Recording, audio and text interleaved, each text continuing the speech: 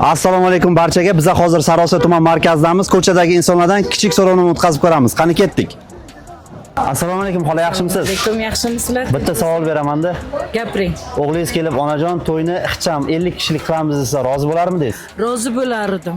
Nimaga? 300 kishiga qilgan pulni o'g'limga uy-joyga sarflardim. Yo hajga jo'natardim, yo biron joyga safarga jo'natardim. Sog' bo'ling. Sizday fikrlaydigan insonlar ko'paysin. Rahmat. O'g'lingiz kelib, "Dada, men yoshim yetdi, uylanmoqchiman, lekin to'yda bir kichikroq, ixcham bir 50 kishilik qilamiz" desa, nima deysiz? Qanaqa qaror qabul qilasiz? Men shu tarafdoriman, otangga rahmat deyman. Shu o'g'limni qarorini ma'qullayman. Ixchamroq qilib Ixchamroq yaxshi. qilib, albatta, isrofgarchilikdan ko'ra hozir shunday o'tkazgan 1000 marta yaxshi-da. Sog' bo'ling, sizday fikrlaydigan insonlar ko'paysin, aka. Doim xursand bo'lib yurardik shunday bo'lganda. Xola yaxshimisiz? Charchamayapsizmi? Yaxshi ishlayapsizmi? Rahmat. O'g'lingiz kelib, "Onajon, to'yni ixchamroq 50 kishilik qilib o'tkazamiz" desa, rozi bo'larmidingiz? Albatta rozi bo'laman. Nima uchun? Kelajagi uy olib qo'yishdi yoki bir moshin, qo'shimcha boshqa daromad ish qilishni xohlayman. Aka, assalomu alaykum. Yaxshimisiz? Assalomu alaykum, yaxshimisiz? Uylanganmisiz, yo'qmi? Yo'q. Dadangiz, o'g'lim to'yni ixchamroq bir 50 kishilik qilib, kichikroq qilib o'tkazamiz desa, rozi bo'larmidingiz? Rozi bo'lardim, lekin hammani o'zining shart-sharoiti bor-ku. Hamma o'zining sharoitidan chiqarib to'y qilsa yaxshiroq bo'lar edi-da. O'sha masalan 500 kishiga to'y bergandan kichikroq bir 50 kishilik, 100 kishilik ixcham qilib o'tkazib, o'shandan qolgan pulga bir biznes yoki mashina yoki bo'lmasa alohida bir uy-joy Bu ham variant bo'la oladi. Misol, shu narsani qilib ham, misol qarang, pul tejab yoki biror bir kamchiligini to'g'rilasa ham bo'ladi. Oilaviy sharoitiga qarab. Og'a yaxshimisiz? Yaxshimisiz, sog' bo'ling. O'g'lingiz kelib, "Dada, men uylanmoqchiman, lekin to'yda bir 50 kishilik qilamiz" desa, rozi bo'larmidingiz? Qanday qaraysiz?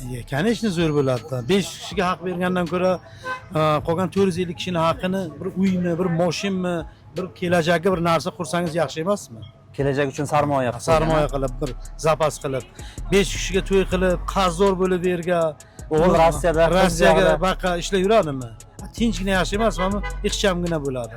Zo'r, sizday fikrlaydigan insonlar ko'paysin. Ha? Hamma narsa sharoit zo'r bo'ladi baribir. Salomat bo'ling. Rahmat. Xola yaxshimisiz? Rahmat, Xudoga shukr. Xudo tomon to'yni ixchamroq qilib o'tkazamiz, bir 50 kishi, 100 kishilik qilib o'tkazamiz desa, rozi bo'larmidingiz? Albatta rozi bo'lardim. Nimaga? Chunki qarang, oshiqcha xarajat nima kerak? Ixchamroq to'y o'tkazsa, boshqa pulingizni bir sayohatgami, yo'q, yangi uylardami olib qo'yardingizda farzandlaringiz uchun. Kelajagi uchun, ha? Kelajagi uchun. Sizday Ota-ona fikrlaydigan har zamon insonlar, baribir farzandi uchun yashaydi-da.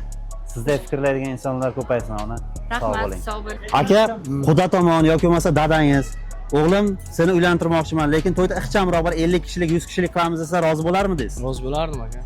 Nimaga? Sabab nimada? Sabab endi o'sha pulga masalan bir to'ydan keyin bir yaxshi yashab nima qilsa yaxshi emasmi? Bir Yaxshi joyga kamchilik, sarmoya ha, qilishga, ha. ishlatishga. Qiynalib mana bechoralar taksilikka mana o'lib taksilik qilyotibdi, uylanaman deb. Kuyov tomon ixchamroq 50 kishilik to'y o'tkazamiz desa, siz rozi bo'larmidingiz? Albatta rozi bo'lardim balajonim. Chunki ixcham to'y yaxshi deb o'ylaysan. Bir kamchiligini to'g'rilaydi, o'ziga yaxshi, kelin kuyovlarga yaxshi. Hozir mustaqillik zamoniga bir ishini tejamkorligini qiladi. 300 kishilik to'yga qaraganda 50 kishilik to'y Ma'qul. Xudo tomon to'yni ixchamroq bir 50 kishilik, 100 kishilik qilamiz desa, rozi bo'larmidingiz? Qanaqa qaraysiz? ha? Shundan to'g'ri. To'g'ri fikr deyman. Nimaga? Nima sabab? Hozir shu kelin kuyovga yengil bo'ladi, kelajagiga yaxshi hamma tarafdan. Sarmoya bo'ladi. Sarmoya bo'ladi, o'ziga bir narsa bo'ladi. Ha. Shunday, ha, ma'qul. Hozir hamma shunday qilyapti. Xudo tomon to'yni kichikroq, ixchamroq 50 kishilik qilib o'tkazamiz desa, rozi bo'larmidingiz? Rozi bo'lardim. Kattaroq qilgan yaxshi emasmi? Yo'q. Bularni kelajakda sarmoyasiga ishlatardim. To'yni ixchamroq bir 50 kishilik qilib o'tkazamiz desa, rozi bo'larmidingiz? Albatta rozi bo'lardim. Nimaga rozi bo'lardingiz? Chunki isrofgarchilik bo'lmaydi. O'shanga ko'pchilikka ketadigan xarajatni to'ydan keyingi nimalarga ishlatsa ham juda yaxshi bo'lardi. Yaxshi ishlarga yo'naltirsa. Ha, yaxshi ishlarga. Kelajakda ba'zi o'zini bir kamkosiga, boshqasiga ishlatsa yaxshi bo'lardi. Xudo tomon so'rasa ham, o'g'lingiz masalan shunaqa kichikroq to'y qilamiz desa ham rozi bo'lasiz, to'g'rimi? Albatta.